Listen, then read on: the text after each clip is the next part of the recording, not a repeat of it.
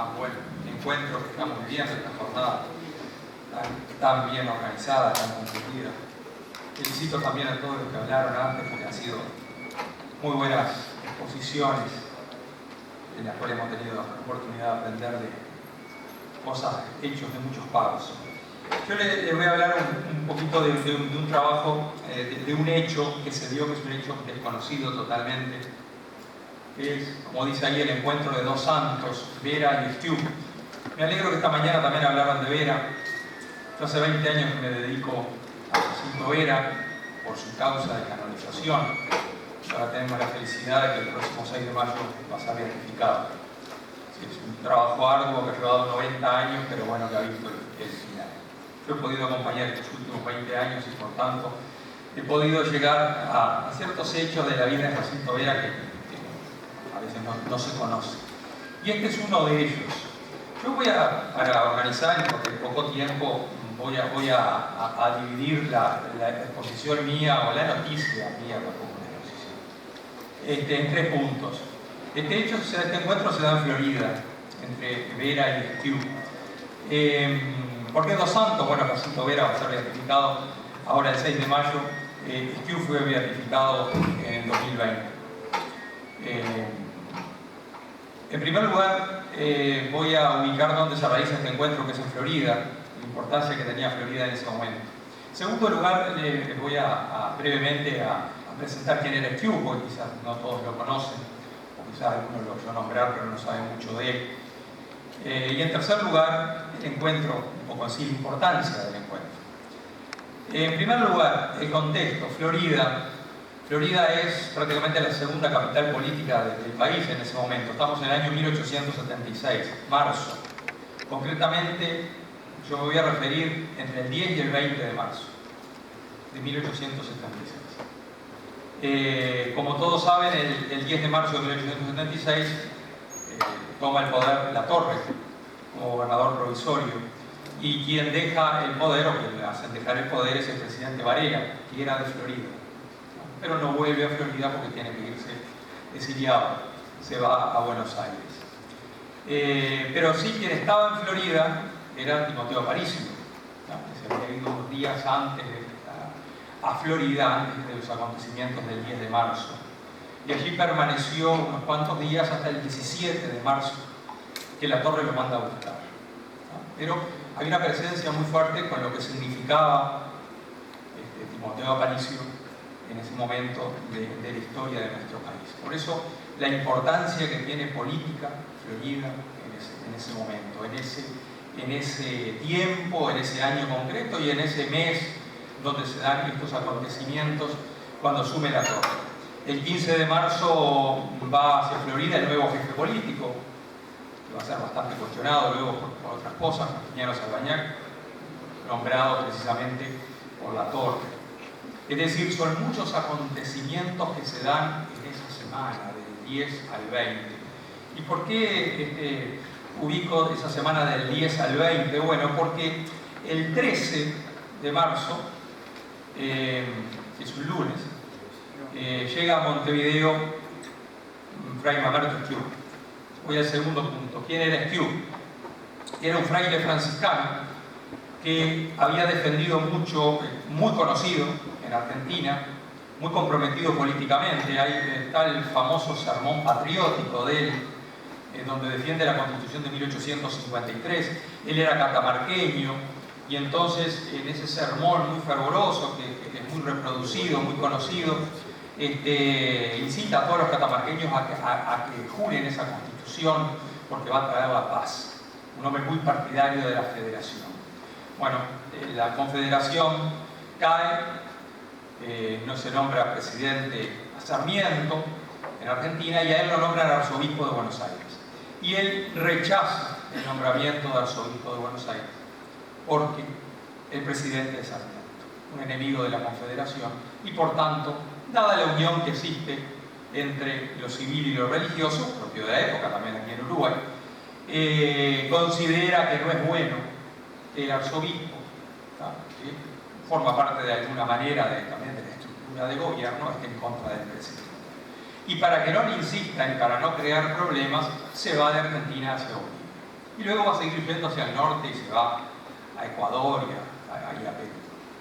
Pero en su momento decide ir a Tierra Santa, justamente en 1876. Y ahí emprende entonces un viaje que lo trae hasta Córdoba, de Córdoba a Rosario, y de Rosario va a ir a Montevideo. ¿Por qué? Porque no quiere pasar por Buenos Aires.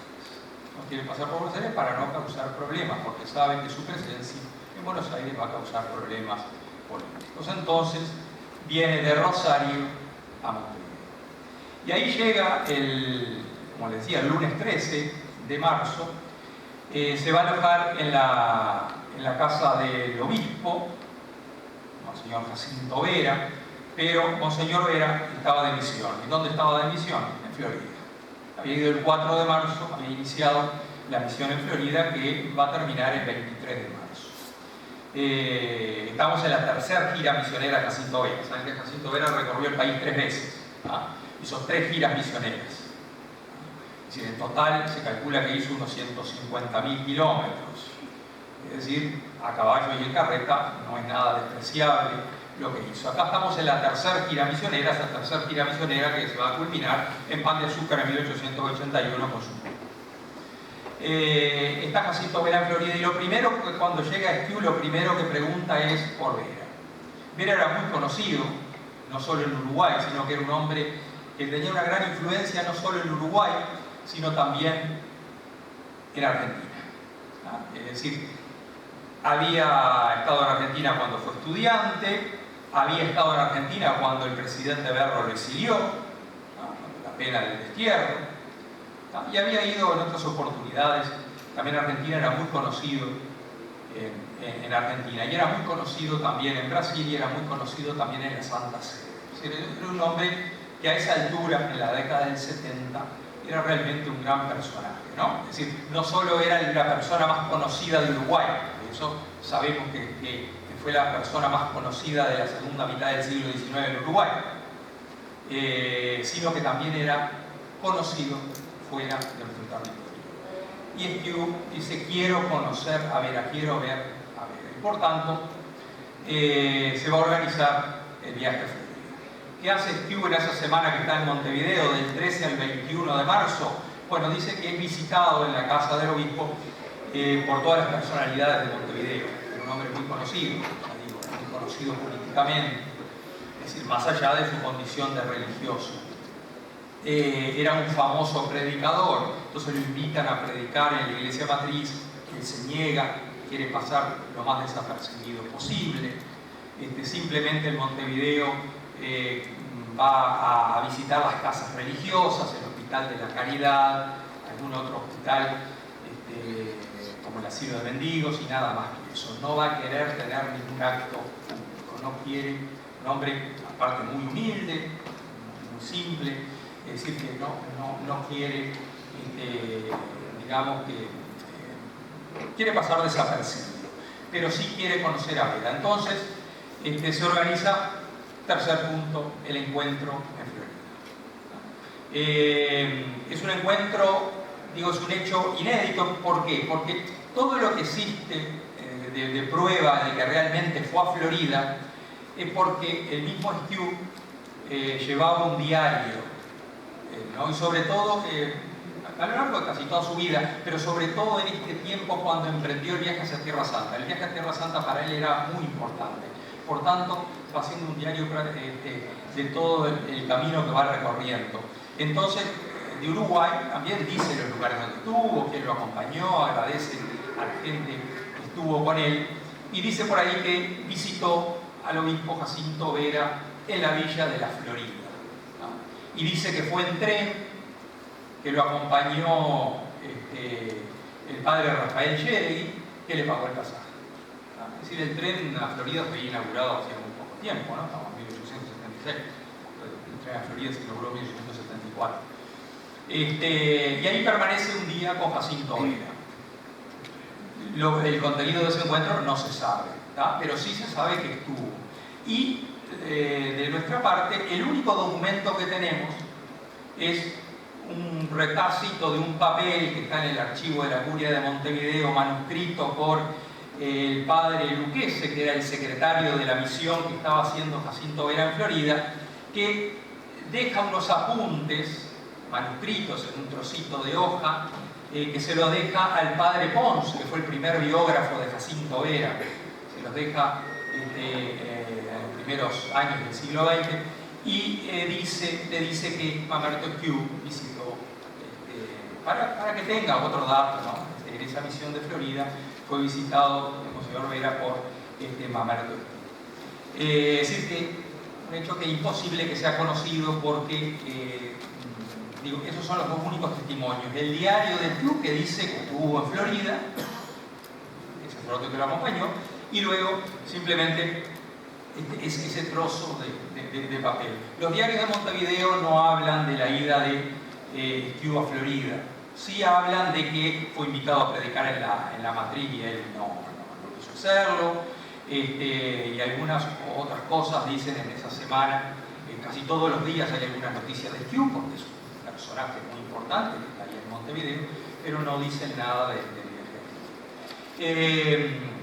Ese encuentro entonces tiene un valor simbólico, más que a nivel de contenido, que no sabemos de qué pueden haber hablado, pero dice que Thieu quería conocer a Jacinto Vera, ¿no? Muestra, es decir, también lo conocido que era Jacinto Vera y la fama que tenía. Thieu era un hombre muy similar a Jacinto Vera, había hecho una actividad misionera, un hombre muy también de una vida de caridad muy intensa, como era Jacinto Vera. Había hecho lo mismo en el norte argentino, fundamentalmente en Catamarca.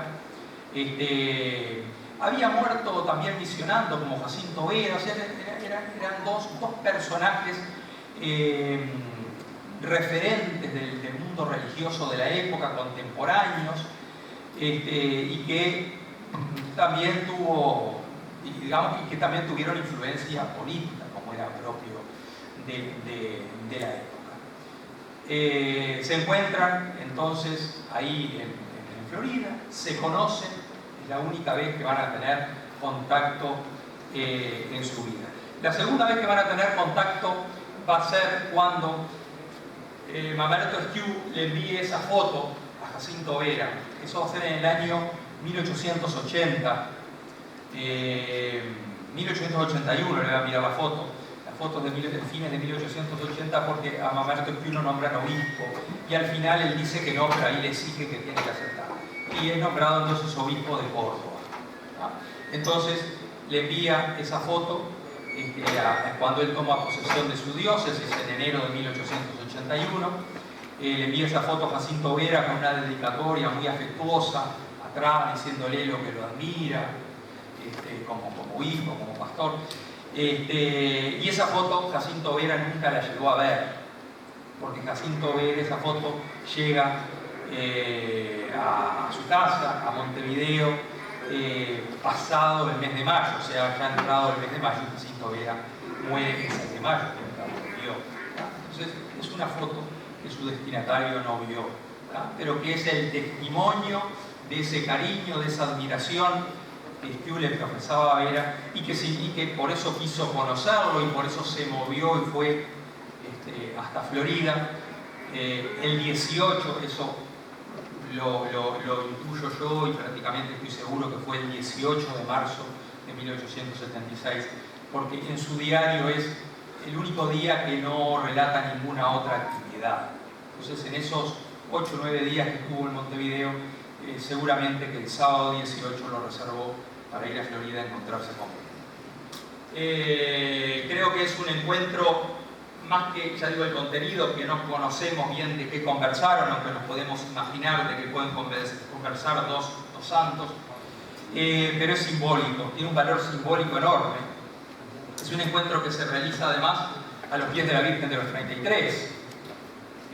Nos imaginamos ese cuadro, toda esa tradición guaraní misionera que está encarnada en esa pequeña talla de la Virgen de los 33, patrona del Uruguay, con sede en Florida, y estos dos santos que en el siglo XVIII fueron cada uno en su lugar referentes de la evangelización del Río de la Plata, esa evangelización que tiene sus raíces en esa tradición guaraní misionera. Entonces creo que como ícono, como ese significado, ese encuentro es muy grande, ¿no? Quizás mucho más al interior de la iglesia, por supuesto, pero también por lo que significaban estas figuras en sus respectivos lugares a nivel civil. Creo que también es un encuentro que trasciende la dimensión netamente eclesial.